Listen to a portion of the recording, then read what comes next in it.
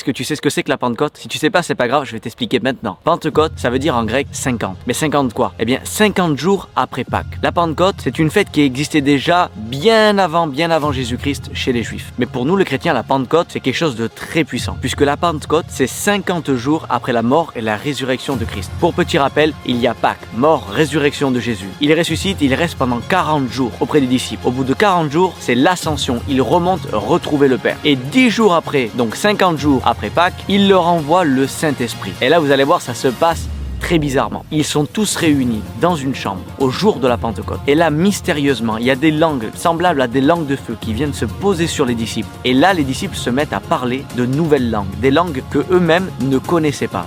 Et ce qui est fou, c'est que ça s'est passé dans un très grand bruit, dans un très grand tumulte. Tous les Juifs, toutes les personnes qui étaient autour de ce lieu ont entendu ce bruit, ont accouru et ils se sont dit, mais attends, mais comment ça se fait que ces gens-là, ils sont de Galilée et ils parlent tous la langue que nous on connaît, qui viennent d'autres pays. Mais comment ils peuvent connaître ces langues-là? Et il y en a d'autres qui se moquaient, ils disent, ouais, pour réagir comme ça, c'est certainement qu'ils sont sous. Mais là, il y a l'apôtre Pierre qui se lève et qui dit non, vous inquiétez pas, ils sont pas sous, il est que 9h du matin. Mais par contre, nous venons de recevoir le Saint-Esprit. Et là, il commence à prêcher. Et il leur dit quoi? Il leur dit, repentez-vous, convertissez-vous pour que vos péchés soient effacés. Et là, miracle, c'est 3000 personnes qui répondent à l'appel, qui se convertissent et qui se font baptiser. Et là, à ce moment-là, l'église démarre. Je trouvais ça important de rappeler un petit peu les dates chrétiennes. On est en France, dans un pays chrétien, et on célèbre ces fêtes sans même savoir d'où elles viennent. Si tu es d'accord avec moi, alors partage cette vidéo, commente, like, et que Dieu te bénisse.